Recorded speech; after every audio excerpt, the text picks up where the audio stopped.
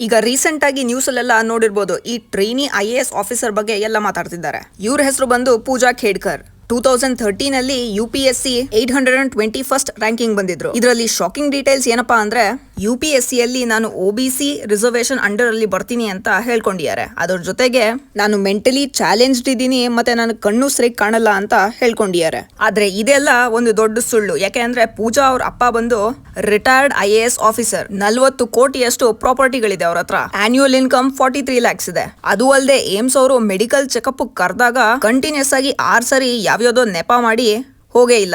ಅದ್ರ ಮೇಲೆ ಯಾವ್ದೋ ಒಂದು ಪ್ರೈವೇಟ್ ಹಾಸ್ಪಿಟಲ್ ಅಲ್ಲಿ ಚೆಕಪ್ ಮಾಡಿಸ್ಕೊಂಡ್ಬಂದು ಆ ಡಾಕ್ಯುಮೆಂಟ್ ನ ಸಬ್ಮಿಟ್ ಮಾಡ್ಬಿಡ್ತಾರೆ. ಇದಾದ್ರೂ ಮ್ಯಾಜಿಕಲಿ ಅವ್ರಿಗೆ ಜಾಯ್ನಿಂಗ್ ಲೆಟರ್ ಸಿಕ್ಬಿಡುತ್ತೆ. ಅದು ಅಲ್ದೇನೆ ಅವ್ರ ಟ್ರೈನಿಂಗ್ ಪೀರಿಯಡ್ ಅಲ್ಲೇನೆ ಅವ್ರ ಪ್ರೈವೇಟ್ ಆಡಿ ಕಾರ್ ಮೇಲೆ ಸೈರನ್ ಹಾಕಿಸ್ಕೊಂಡು VIP ನಂಬರ್ ಪ್ಲೇಟ್ ಕೊಡಿ ಅಂತಾನು ಡಿಮಾಂಡ್ ಮಾಡಿದ್ರಂತೆ. ಆದ್ರೆ ಟ್ರೈನಿಂಗ್ ಪೀರಿಯಡ್ ಅಲ್ಲಿ ಇದನ್ನೆಲ್ಲ ಮಾಡಂಗೇ ಇಲ್ಲ. ಈಗ ಕ್ವೆಶ್ಚನ್ ಏನಪ್ಪಾ ಅಂದ್ರೆ, UPSC ಅಲ್ಲಿ ಫ್ರಾಡ್